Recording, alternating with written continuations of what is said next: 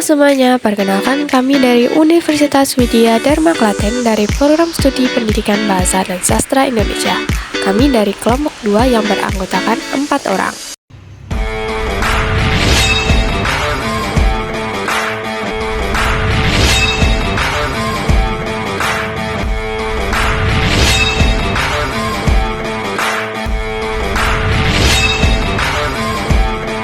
Di sini kita akan memberikan informasi yang sangat menarik loh. Yuk simak sampai akhir. Guys, kalian tahu nggak? Apa tuh? Kalau bahasa Indonesia itu nggak sebagai identitas jati diri dan budaya Indonesia saja, tapi bahasa Indonesia itu dipakai di seluruh dunia loh. Wow! Hingga penjuru dunia. Dari informasi yang saya dapat, lebih dari 10 negara yang sudah mempelajari bahasa Indonesia sebagai bahasa asing loh. Banyak bukan?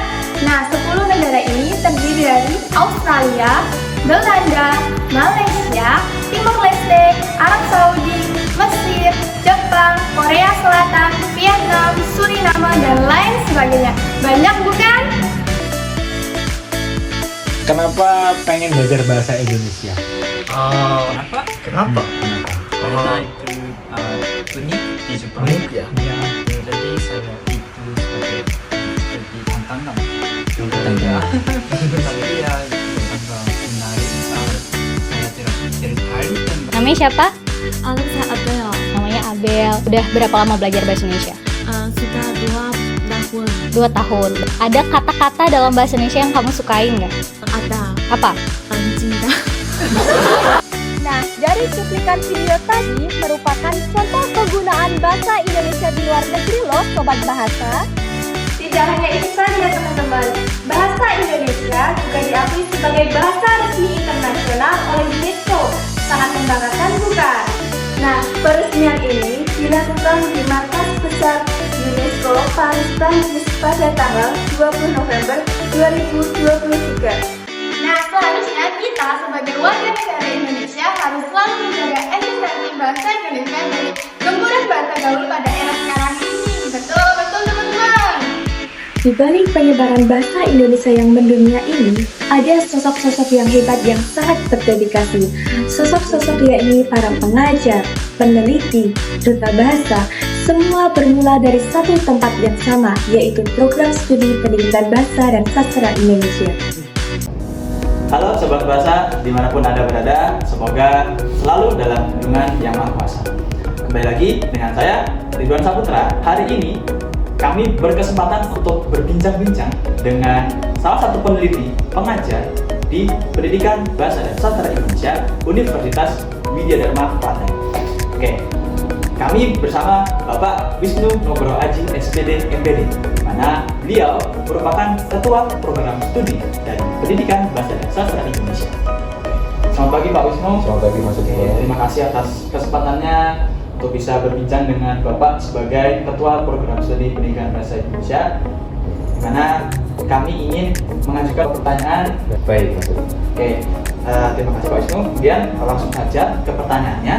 Kemudian sebelumnya ya, Pak Wisnu mungkin pernah membaca atau mungkin pernah mendengar berita mengenai bahasa Indonesia yang diresmikan oleh UNESCO pada tahun 2023 lalu. Nah, yang ingin kami tanyakan, bagaimana pendapat Pak Wisnu mengenai hal tersebut? Baik, terima kasih Mas Ridwan. Halo sahabat bahasa dimanapun kalian berada. Perkenalkan, saya tadi sudah disampaikan oleh Mas Ridwan.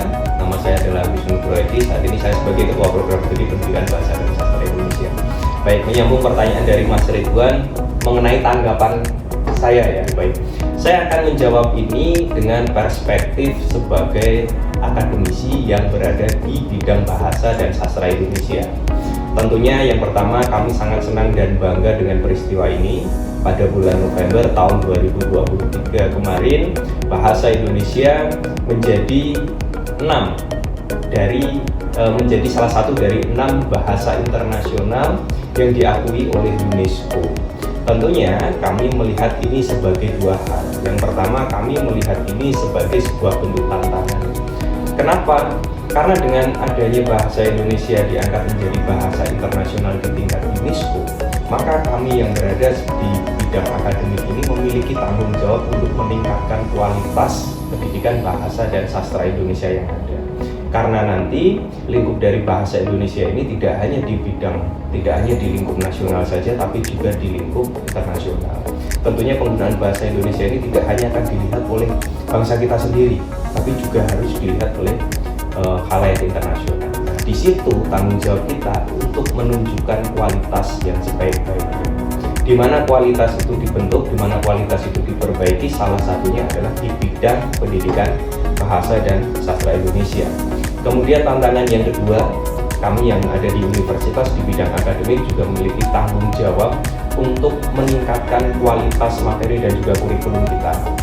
Ya, sebagaimana tadi sudah disampaikan bahwa ini menjadi potensi besar bahasa Indonesia, maka kita juga harus beradaptasi dengan itu, meningkatkan materi, menyesuaikan materi dengan wawasan dan juga kebutuhan secara global ya. Dan yang terakhir tentunya kita juga harus melakukan pemutakhiran kurikulum. Jadi kurikulum kita yang kemarin itu tentunya mungkin sudah tidak bisa lagi digunakan dengan adanya bahasa Indonesia sebagai bahasa internasional UNESCO ini. Kita harus menyesuaikan dan melakukan pemutakhiran kurikulum. Itu yang pertama tadi sebagai tantangan. Kemudian yang kedua tentunya kami melihat ini sebagai peluang. Peluang apa? Peluang bagi para calon mahasiswa pendidikan bahasa dan sastra Indonesia, dan juga peluang bagi para sarjana pendidikan bahasa dan sastra Indonesia. Dengan dicanangkannya bahasa Indonesia sebagai salah satu bahasa internasional di UNESCO, maka ini tentu akan membuka peluang lapangan pekerjaan teman-teman yang awalnya hanya di lingkup nasional, sekarang bisa terbuka lebar di lingkup global atau internasional. Mungkin teman-teman kemarin hanya bisa mengajarkan bahasa Indonesia itu di lingkup nasional, besok barangkali bisa mengajarkan bahasa Indonesia itu di lingkup internasional. Nah, Mas Ridwan pengen ya besok kalau misalnya mengajarkan bahasa Indonesia ini misalnya di negara Amerika, di Eropa, Afrika. Nah, itu besok tidak hanya sebagai keinginan dan cita-cita, mungkin besok kita akan menjadi salah satu bagian di dalamnya. Jadi itu Mas Ridwan, kamu melihatnya menjadi dua hal, satu sebagai tantangan, dua sebagai peluang. Oke, baik. Jadi intinya teman-teman, sobat bahasa dimanapun Anda berada, bahwasannya bahasa Indonesia yang ditetapkan sebagai salah satu bahasa internasional oleh UNESCO, menurut Pak Wisnu sendiri merupakan salah satu kebanggaan.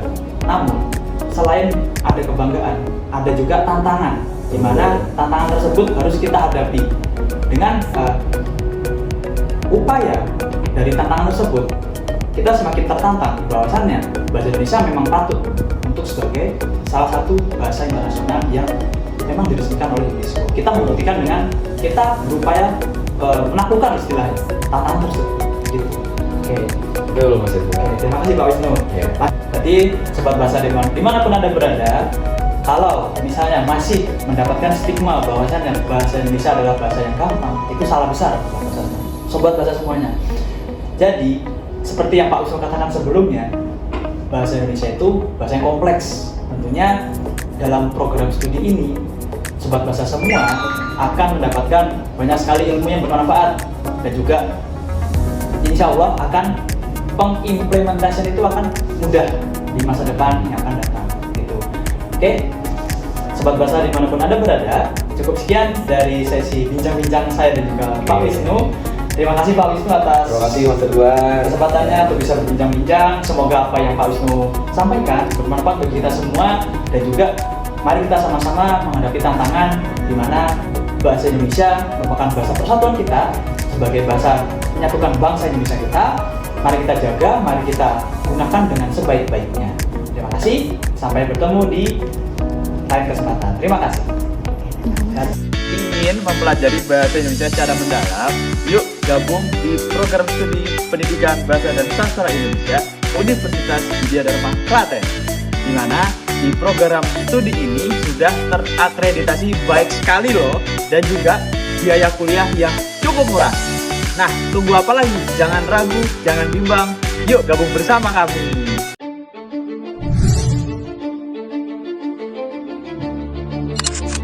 Di Prodi Pendidikan Bahasa dan Sastra Indonesia, kami tidak hanya belajar tentang kata dan kalimat, Kami menciptakan makna, membangun karakter, dan menyiapkan generasi yang siap membawa bahasa Indonesia ke panggung global.